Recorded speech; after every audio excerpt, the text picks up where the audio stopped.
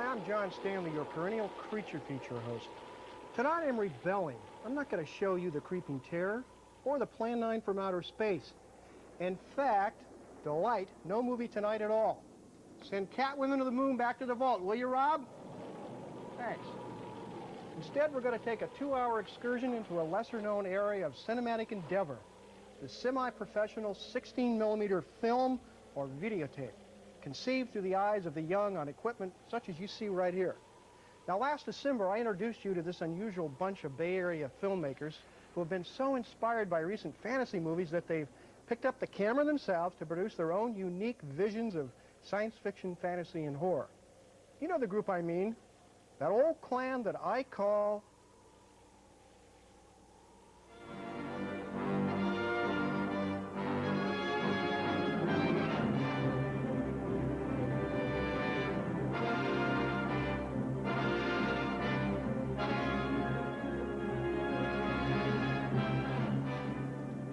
Well, our Star Wars Gang of Tomorrow special is going to offer you footage that, in some cases, looks even better than a lot of the professional films I've been playing on this show during the past 4 years. You're going to see a rollicking spoof on Alien, called Illegal Alien, and you're going to see stop-motion animation and other highlights from Eye of the Wizard, an Arabian Nights fantasy in the Ray Harryhouse tradition. Plus a few other odds and ends to amuse, befuddle, and perhaps even amaze you, all made on a shoestring and a prayer, by young men and women hoping for a piece of the great motion pictures pie. Now, you're going to be startled by their professional quality, or you may look, shake your head and say, Stanley, what are you doing? But never underestimate that old Star Wars gang of mine. Somewhere in there could be the George Lucas or Steven Spielberg of tomorrow. Well, our first offering tonight is going to be Clone Baby, a videotape event from Viper Optics, an audio-visual design company in Oakland specializing in industrial and commercial video and rock promotion tapes. Now, this is less in keeping with the narrative films we're going to see later on tonight, but I liked it, and I wanted to share it with you for its ability to be avant-garde and experimental, and yet still deliver a dramatic effect and a musical warning about where our society could be headed.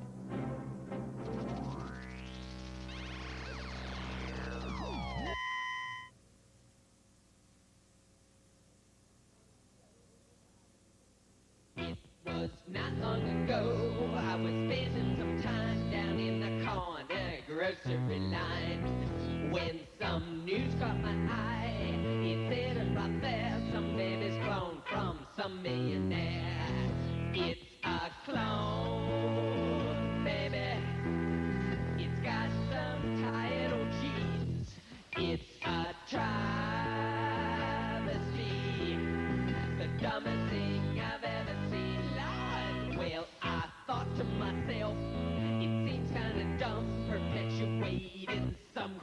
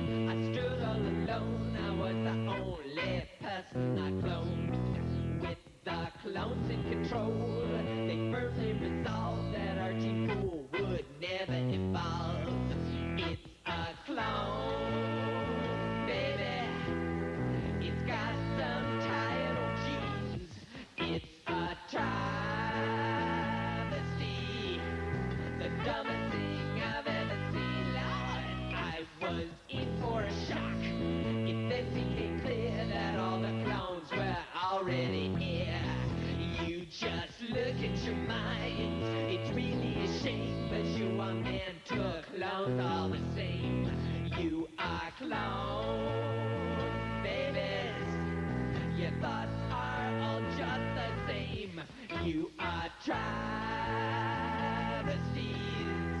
You've only your own self to blame, lie.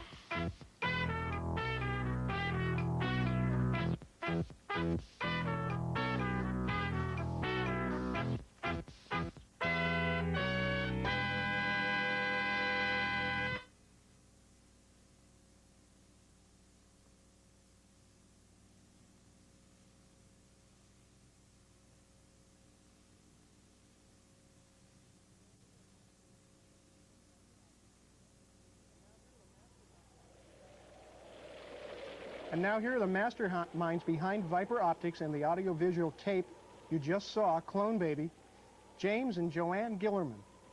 Now, you two have produced a very offbeat piece of work there. I wouldn't have had it on our show tonight. But are you satisfying the needs of the commercial market or just your own personal needs as storytellers and image givers? It's funny to hear it referred to as storytelling. Oh, there's a story in it for me. There's a message No, in there it. is a message. We are hoping it's commercial. Mm-hmm. How about you, James? Yeah, I agree with that. We definitely hope it's commercial. I think that's the direction that a lot of the rock promo tapes are moving into, being a little less narrative, not just seeing rock bands playing up on stage, which gets fairly boring after the first or second viewing, but and getting some sort of a storyline in there, even if it's not quite as narrative as maybe some people would want to see. What do each of you individually contribute to a piece like this for Viper Optics? Well, I contribute basically the special effects and the computer graphics and the video. We are three people. We are James and myself and Jim Whitaker. And the breakdown of it is basically James is the music and I'm the video and Jim would be design and camera and lighting. So we sort of, we break up that way. So we should probably talk about it. We all sort of double and brass. You know, we sort of do everything. Where do you want to go as individual or collective videotape or filmmakers? You take Well, okay, we would definitely like to make some money with this kind of approach to rock promos. You know, we enjoy doing these kinds of things. We'd like to make a video album, for one thing. And we sort of visualize these as single pieces on sort of working toward a video album. Our current project, we have a half-an-hour project that we're working on that we're trying to sell commercially. That would be essentially eight interrelated rock songs.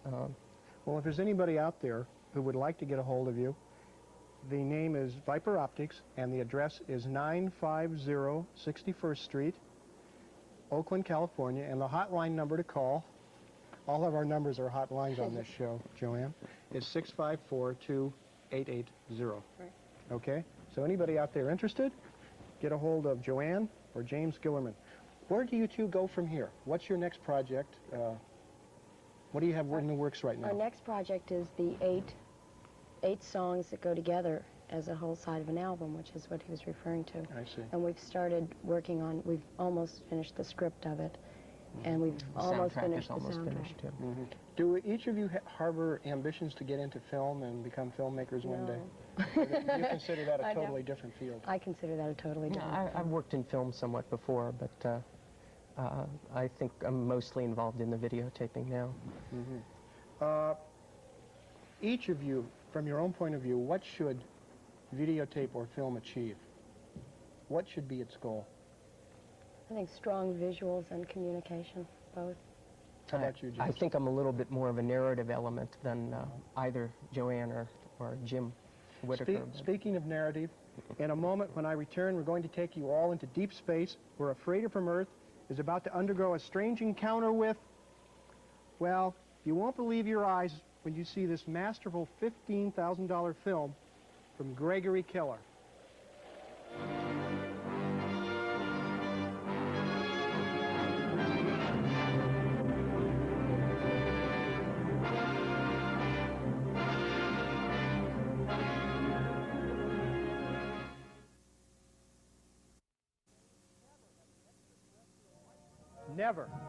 Never has an extraterrestrial life form been so repulsive and stomach-churning.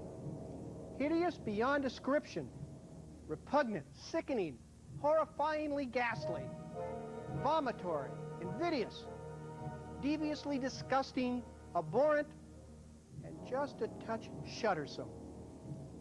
In short, not very cute. I refer, of course, to that scourge of the spaceways, Alien.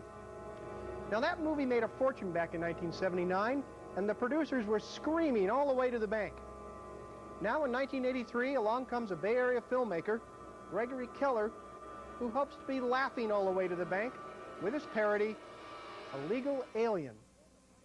So, here it is, a film that ranks with Ernie Vasilius' Hardware Wars for sinned-up lampoonery, a film that might, well, guffaw you to death. But don't forget, in space, no one can hear you laugh.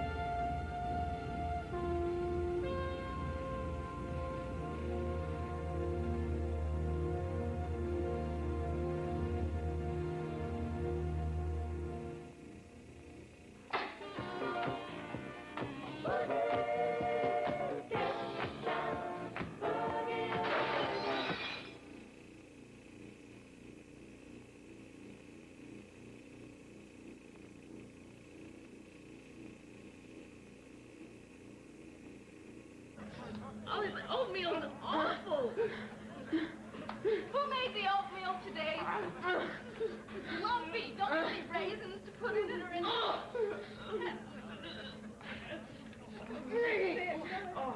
Hey, man. What about this bonus been coming down, man?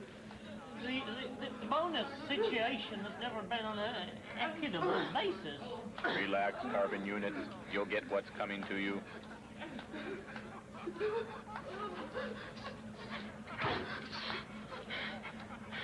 Oh, man. Give me a break, huh? Yeah, I can relate to that. And another thing. Me and Bruce ain't cleaning that kitty litter box anymore. Let Lemberger do it. And, Parker, don't mess with my head.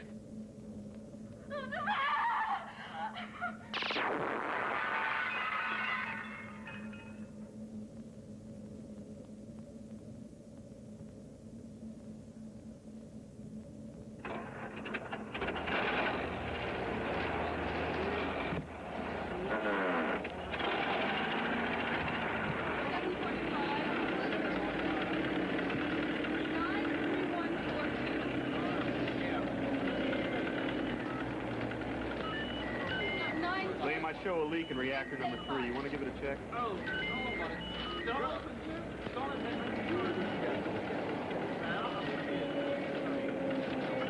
Wrigley, how are we doing on that forward scan? Keep low.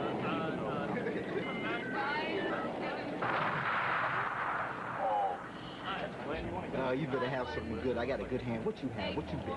well, I bet you 2 grams and limber.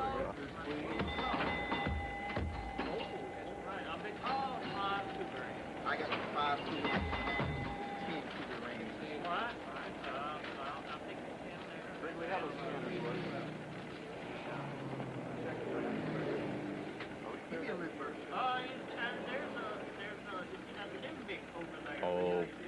baby. What a pair of diodes. I'll see your two raise you 5 cougar ranks in 2 nights with Limburger. I'll call. That's not our system. Did you figure that out all by yourself? Where the hell are we?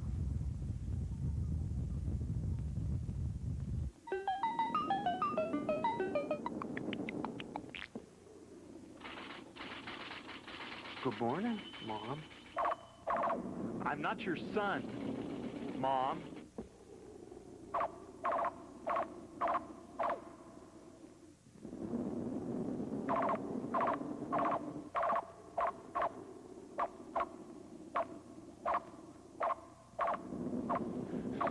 Mom, I'm captain of the ship now. I am. What I want to know is, what are we doing out here in the middle of nowhere?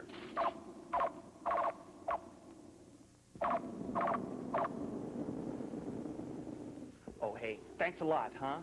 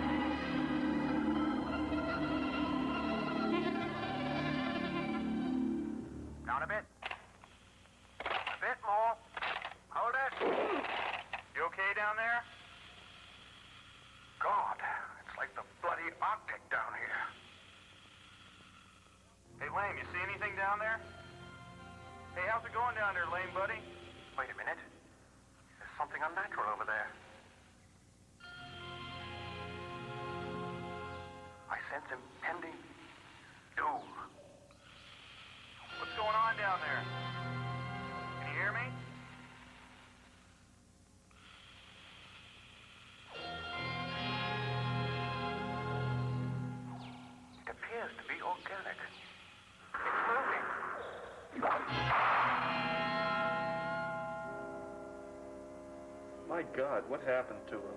Disgusting. I told you guys not to bring him back on ship. Phew, this guy wrote the book on ugly. Pathetic.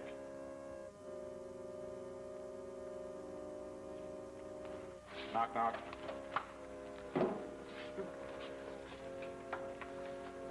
Knock, knock. What do you think, Ash? I don't know, but you're not going to get me to clean up this mess. What flavor is it? Brinkley, remove the helmet. Right.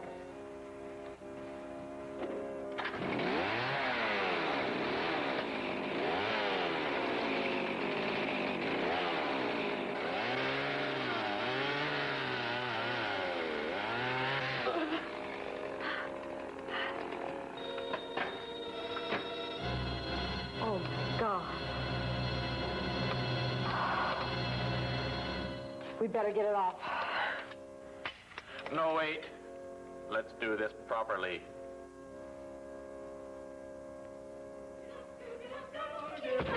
Cook it up now. Go get lost, cook it up, cook it up, gonna get lost, Cook it up, cook it up, cook it up. Cook it up, cook it up, cook it up. What a cook it up, loser. cook it up, cook it up.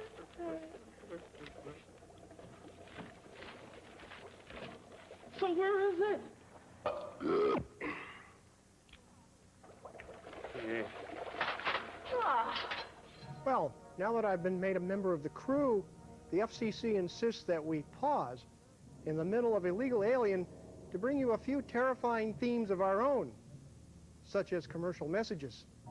Remember, during a TV commercial, the sponsor cannot hear you scream. So go right ahead, shout your lungs out.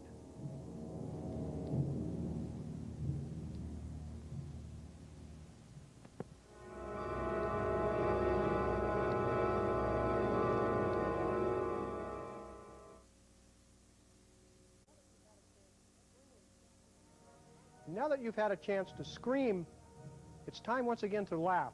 Let's plunge back into the depths of space as we see the rest of Gregory Keller's parody of the very popular 1979 horror science fiction classic, a parody he reverently calls Illegal Alien. Oh, man, lame. Hey, you gotta stick to a high-protein macrobiotic diet.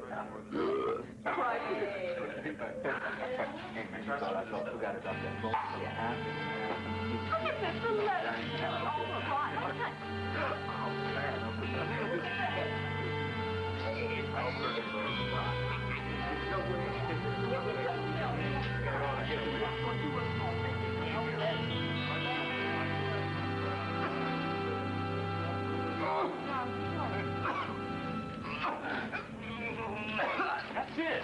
Hey, let go. Come on.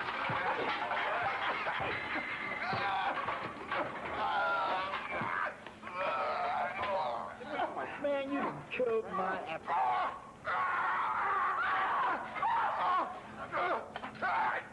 All right. Yeah. Oh, come on, you better let go.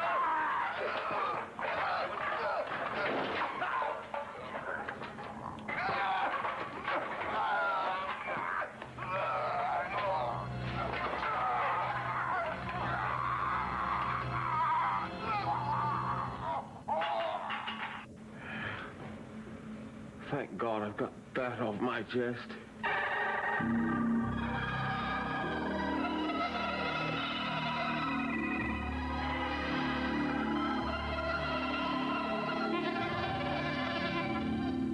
Here, kitty, kitty, kitty. Damn cat.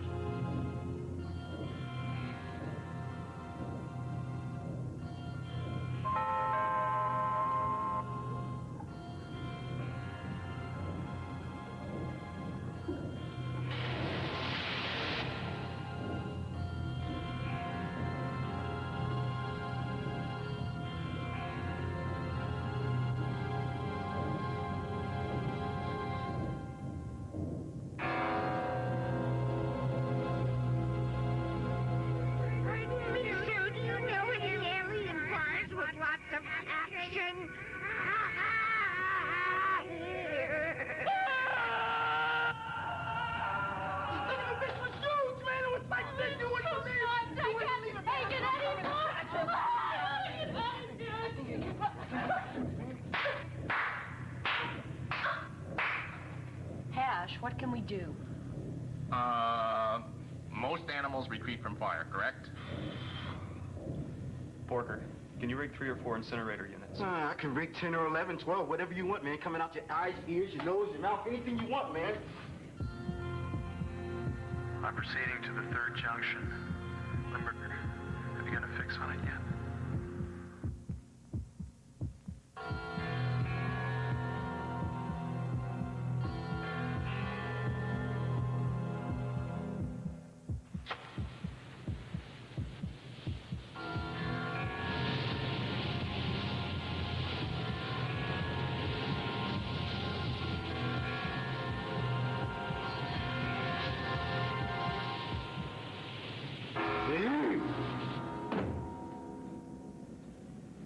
We found this in the air duct.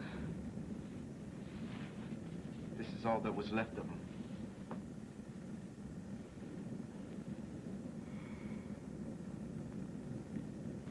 I'd better consult Mom.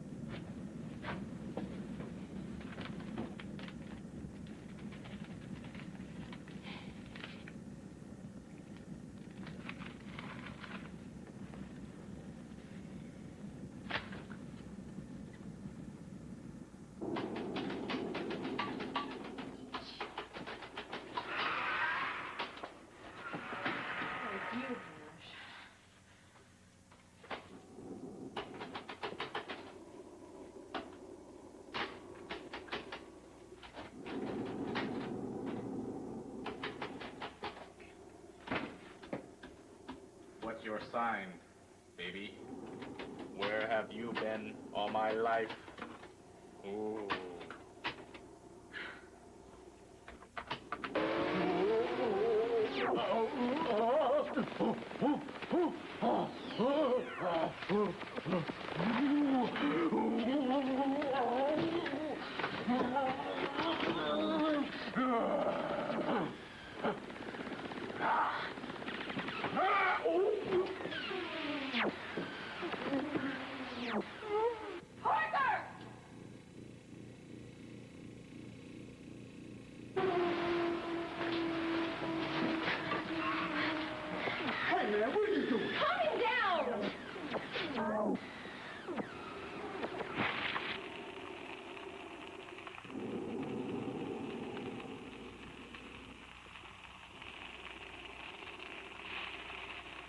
My God, he's a robot.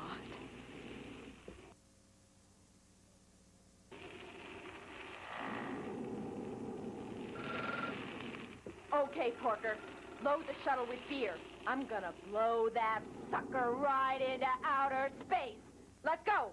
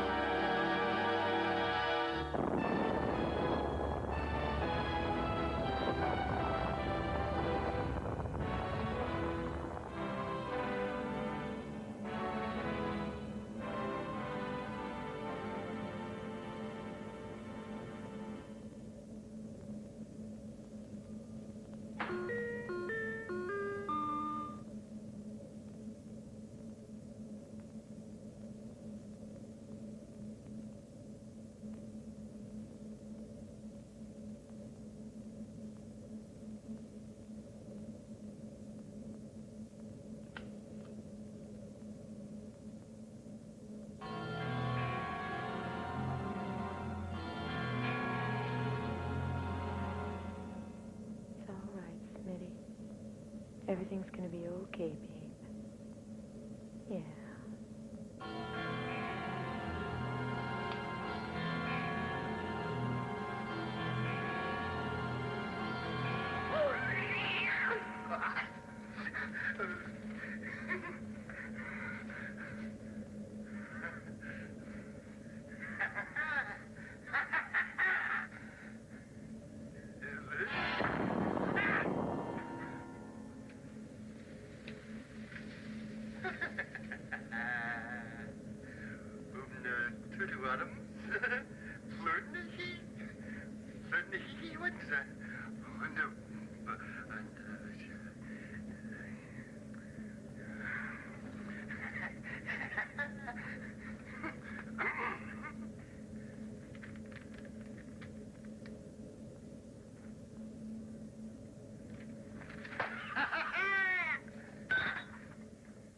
Voulez-vous coucher avec moi?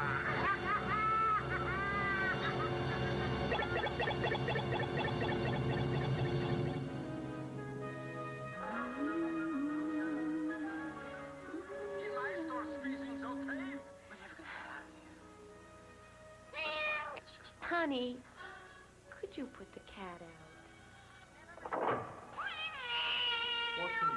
Jean-Pierre. They don't have a football game on. They're supposed to have a football game. The TV guide says a football game and all they got's lousy science fiction. I hate science fiction. What good's a TV guide in space when you never know what day it is? Tools of conquest do not necessarily come with bombs and explosions and fallout. There are weapons that are simply thoughts, attitudes, prejudices, to be found only in the minds of men. For the record, prejudices can kill, and suspicion can destroy.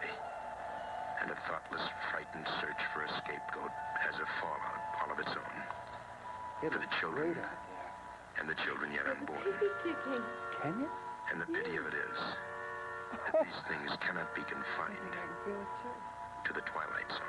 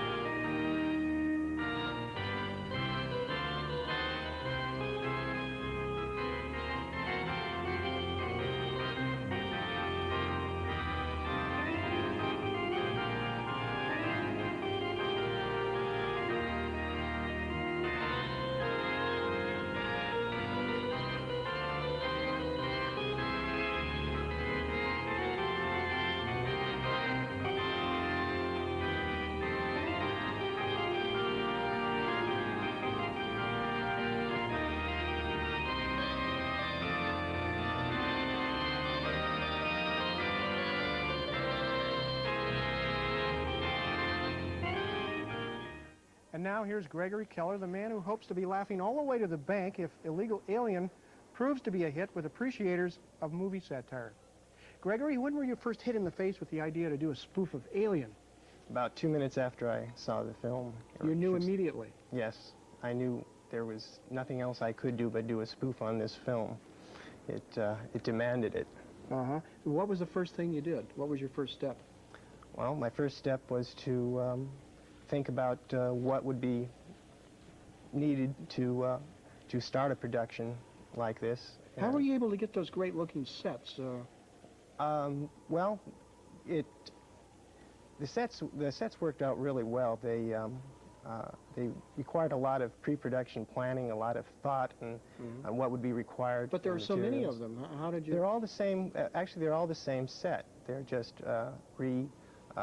cannibalized. To take a piece of one and incorporate it into the set of the other. And it was a real challenge to. And you did this in San Francisco in an old warehouse? Yeah, we rented a warehouse space, and within a period of 2 months, we produced this film, working on weekends.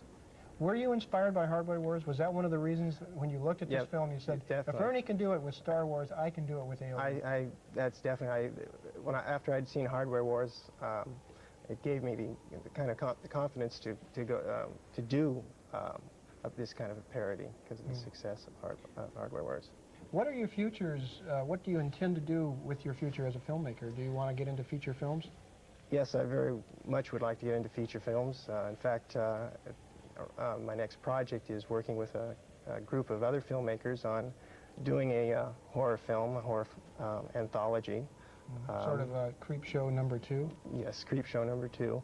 And we look forward to having this project done and advancing our careers. Get a little philosophical here for a moment. What should film achieve? What do you think film is there for us to do with? I think filmmakers have an obligation to put forth a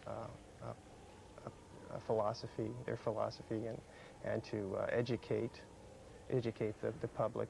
You seem to want to entertain us with what we've just seen.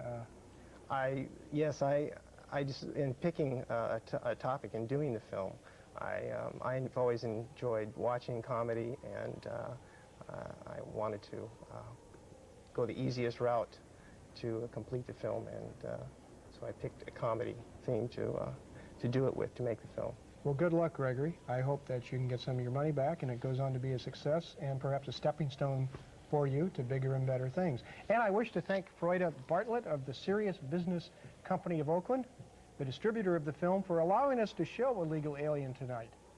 And now we journey from the ridiculous to the sublime to a fantasy world inspired by the work of Alexander Korda and Ray Harryhausen, to the kingdom of the Arabian Nights tales, to sword and sorcery, to damsels and fair maidens being rescued and rescuing handsome wielders of blades, to a realm where evil dwells and magic too wondrous to behold radiates from the eye of the wizard.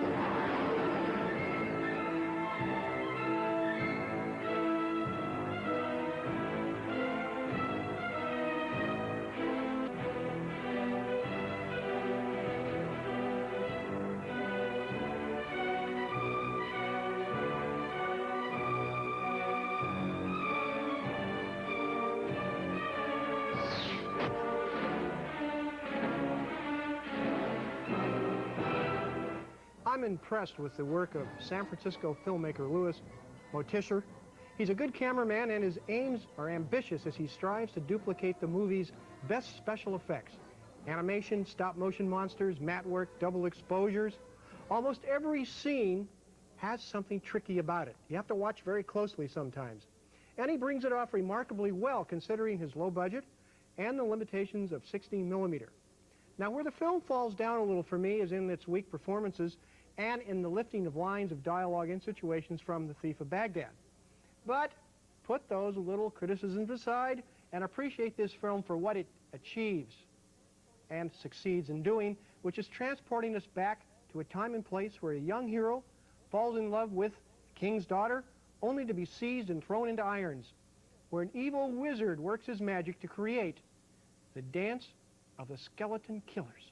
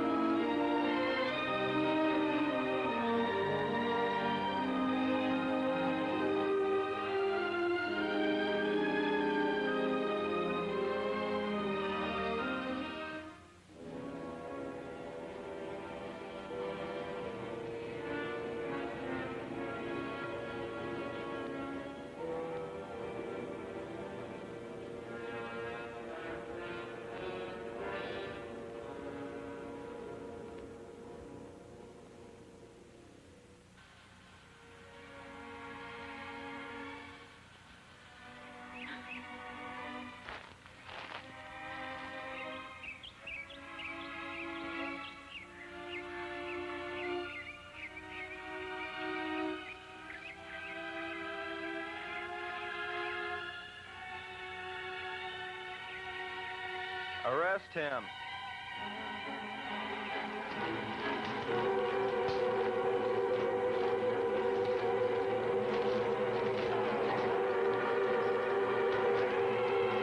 He will be executed in the morning.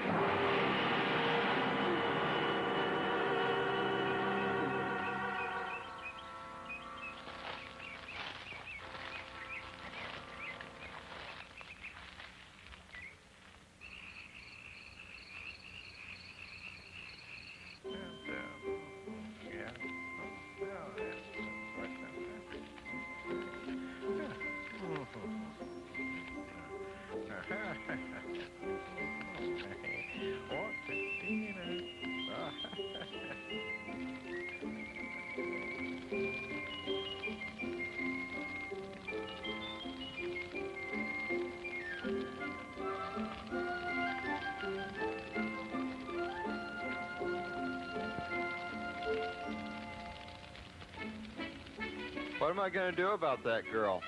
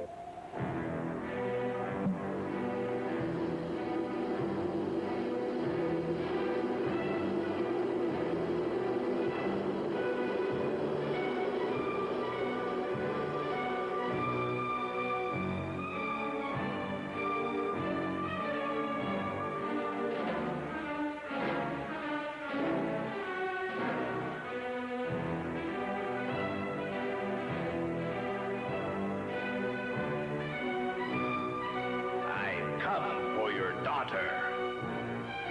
Stop.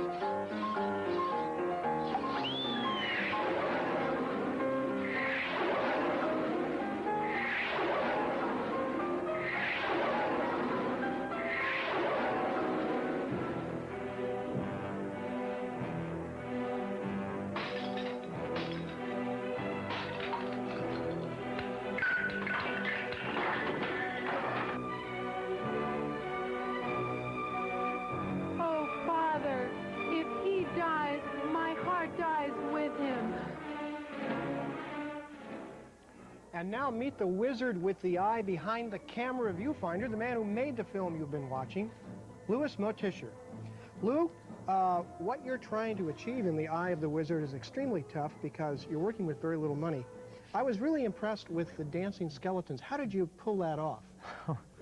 Actually, it was very, very simple. You can say that, but how did you really do it? Well, in the long shot, the small skeletons are these very tiny 10-cent rubber skeletons that I got at a toy shop on Mission Street. But they look so effective in the film, and of course, the way you've got them with the green effect and everything. Yeah, it was actually, they were just puppeted by a person wearing a black glove. It's that simple. Yes, it was very simple. I guess sometimes the best effect is perhaps achieved in the simplest way. Maybe. I don't know. I thought there were some great effects in Illegal Alien, and Yeah. Where did you photograph Eye of the Wizard? Oh, it was all in local locations in San Francisco and in Berkeley. In other words, you went to various locations and just pieced together your story. Yes. By carefully selecting your camera angles and blocking out the freeways and TV sets. Mm-hmm.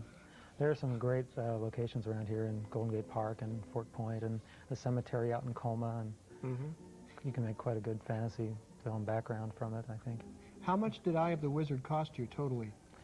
Well, it probably cost about $3,000. It was, and the only thing really that I had to pay for is like film stock and processing and making a print at a lab. Now, I always thought that special effects were expensive to do. And you have a lot of mat work. We're going to see a better example of that a little later, where a young man does battle with a monster, and it's like a sequence right out of a Ray Harryhausen film. Yeah, sort of, if you sort of blur your eyes a little bit. What are your aspirations as a filmmaker? Do you want to be a feature filmmaker? Yeah, well, yeah, who doesn't? Yeah. Yes, I would. It's a pipe dream right now. And you seem to be hesitant about that. Why are you hesitant?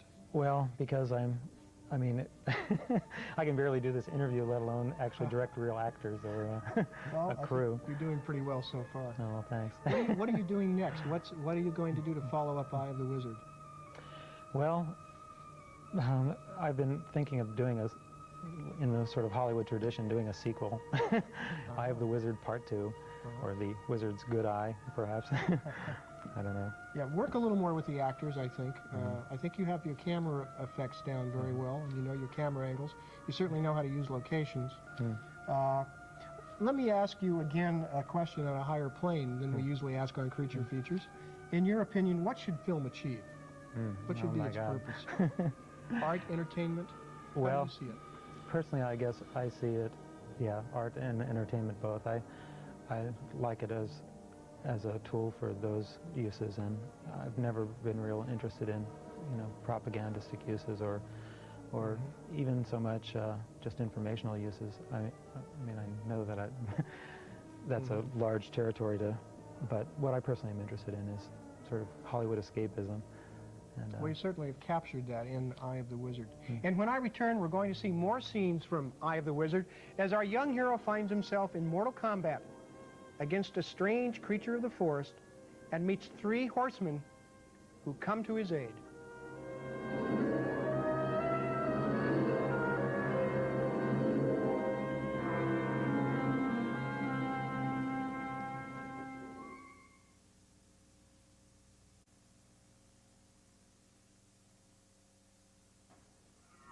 Now we continue with part 2 of the Star Wars Gang of Tomorrow. Now in this action sequence from Eye of the Wizard, notice how Louis Motisher imitates the techniques and the cutting rhythm to be found in the work of Ray Harryhausen. Also notice the blending of stop-motion animation, matte work, and live action. See how the toy models are juxtaposed with the life-size mock-ups. The result is a fascinating pastiche, even if it is flawed by the limitations that Motisher must work under. Now, you'll recall that our young hero was in love with the king's daughter, who had been kidnapped by the wicked wizard. Our hero has followed her to an isolated island, and after being washed up on the beach, he sets out on foot through a strange forest filled with sinister forms of life.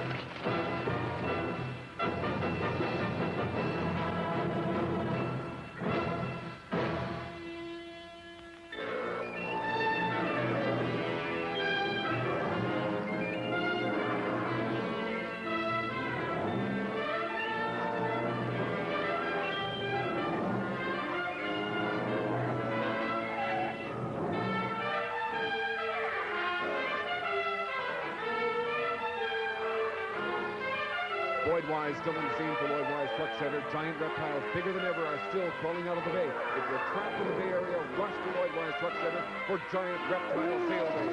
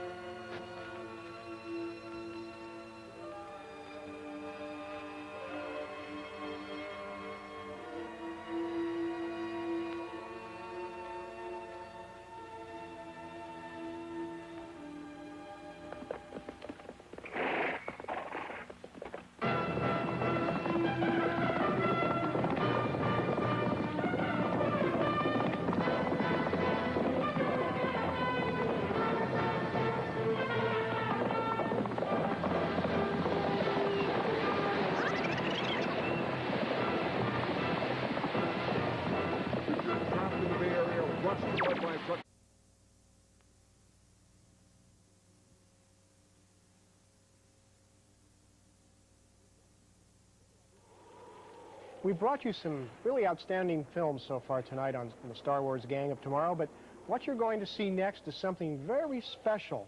Without a doubt, I think it's the best semi-professional film I've seen in a long time. It's called Extended Play, and it was co-produced and directed by David Koshy with Chris Perry as co-producer. It's won a minimum of 40 awards at film festivals. Now, what makes it so outstanding? Well, first of all, its special effects are superb. It has humor that I think works quite well. And finally, in its own special way, it makes a meaningful comment about the effect that video game centers can have on young minds. Well, now, wait a minute. Maybe I'm reading too much into that. Why don't we just take a look at the film, and then when I return, I'll introduce you to the two young men who masterminded this mini masterpiece.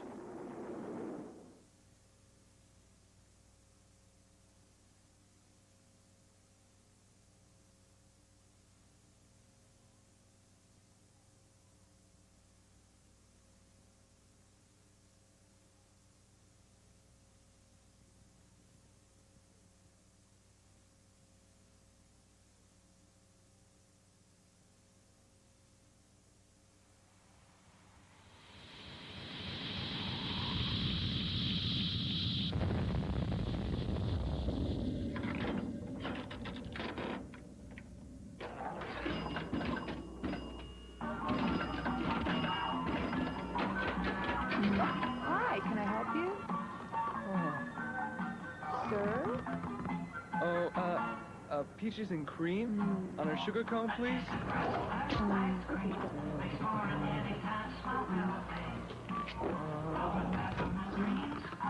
Could you make that 2 scoops, please?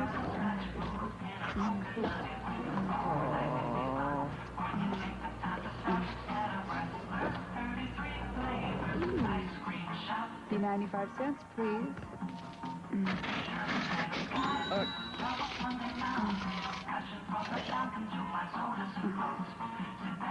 Hi, Cal.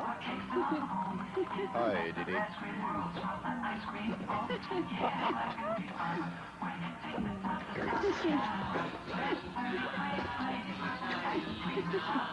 Excuse me, sir. Would you like a free book? Or a donation, of course.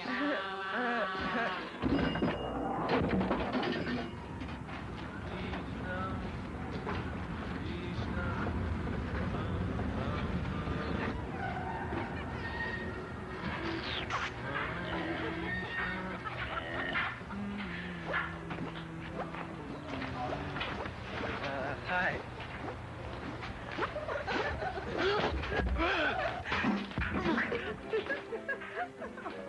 Oh.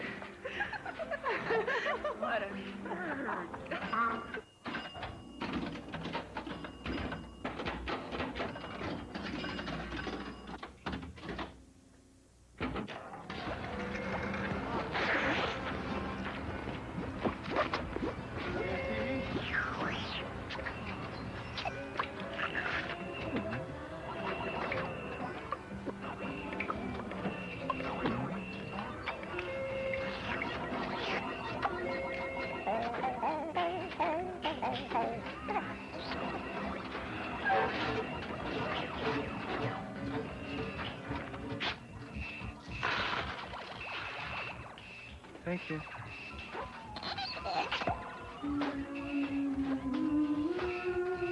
Oh.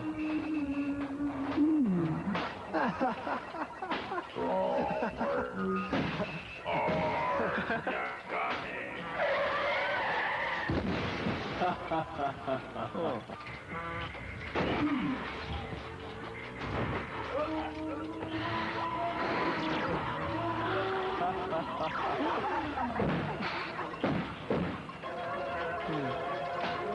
Pardon us, sir. Have you heard of Family Home Fun Evening?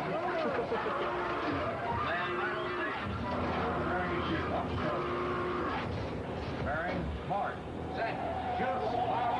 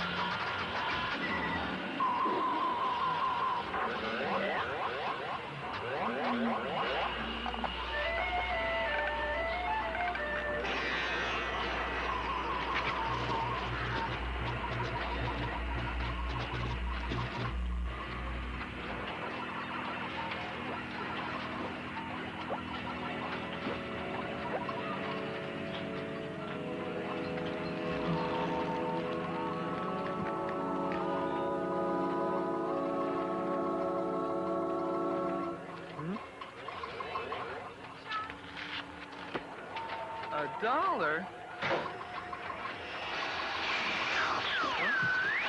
Huh?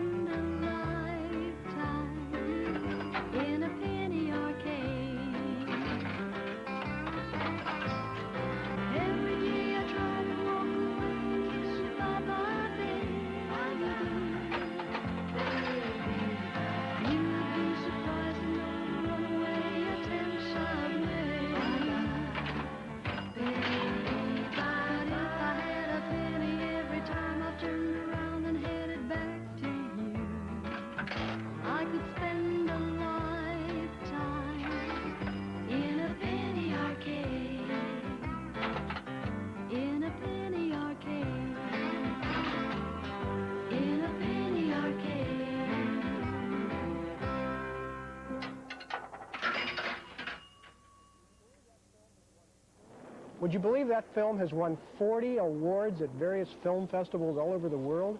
That's incredible.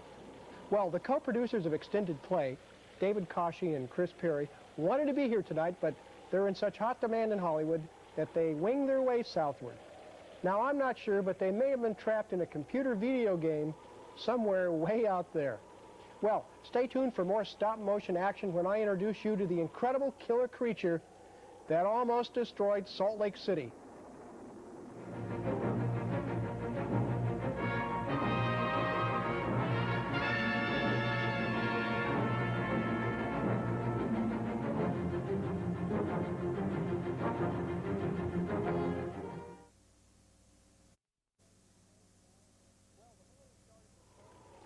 Well, the man who started this whole Star Wars Gang of Tomorrow, Eat Your Heart Out, George Lucas thing is Ernie Vasilius, the inspired genius who gave us the finest movie parody of all time, Hardware Wars.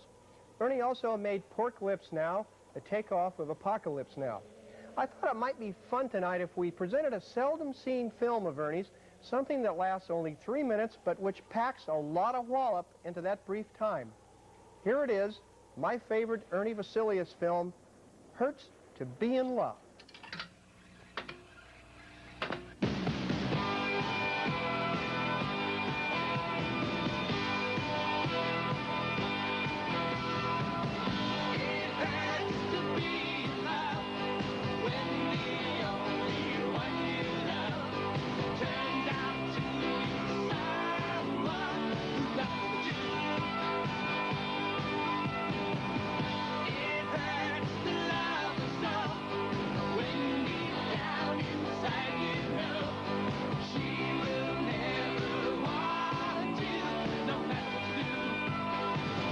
And so you cry, little bear,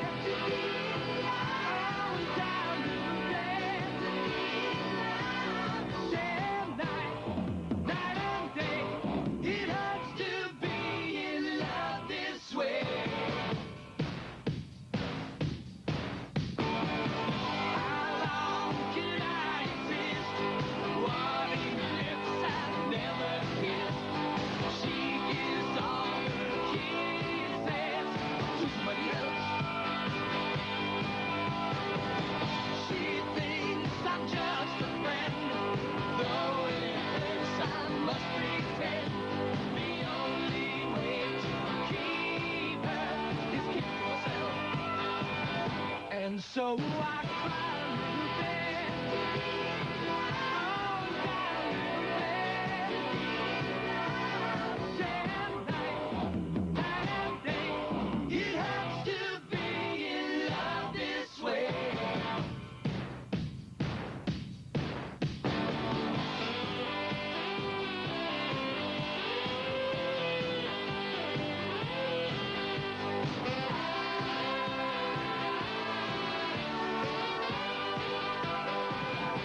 And so I cry, little bear, oh, down, little bear, day and night, night and day, it hurts to be in love this way. It hurts to be in love, day and night, night and day.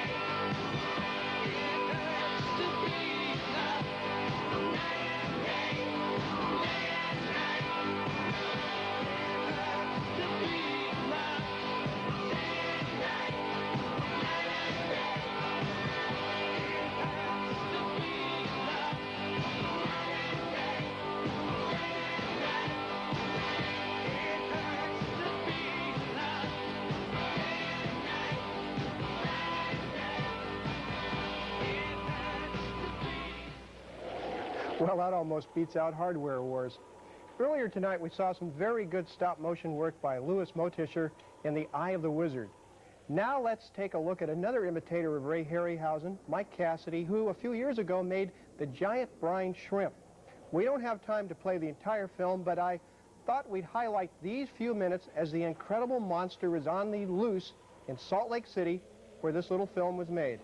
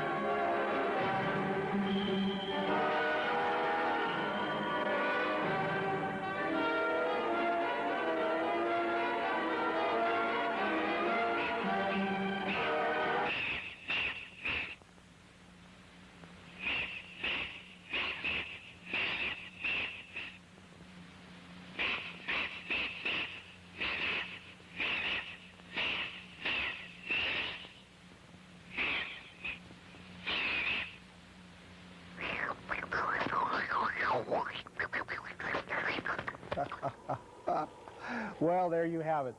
Clone Babies, Illegal Alien, Eye of the Wizard, I Was a Teenage Alien, extended play. Just some of the examples of what Bay Area filmmakers are up to these days and nights, imposing their fantasy images on celluloid for the greater glory of cinema.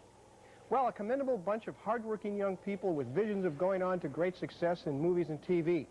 It's a tough business in which only a handful survive or ever make a reputation. Will these young people make it? Well, some will and some won't. I hope that by exposing their films tonight, I've given some of them inspiration, maybe a push in the right direction, maybe giving them the impetus to aspire to even greater heights. They'll have to get out there and fight the barracudas and sharks. The water will get bloody. Chewed off stumps will result. But out of it, I think some of the filmmakers that we've met tonight will survive and will succeed. I wish them the greatest luck that I could wish anybody. They're going to need it.